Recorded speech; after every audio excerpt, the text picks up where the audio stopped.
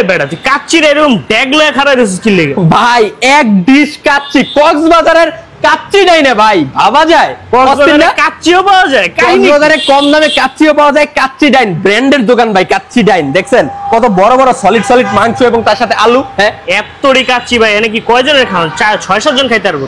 এইখানে খাবারটা ওনারা ক্লেম করতেছে মাত্র 3 জনের কিন্তু খাবারটা ইজিলি 4 থেকে 5 জন কিন্তু অনায়াসেই খেতে পারবে আর ভাই কাচ্চি ডাইনের দেখেন না ব্রাঞ্চ কতগুলো ভাই ভাই রে ভাই ওদের কিন্তু আবার দুবাই আর শারজাতেও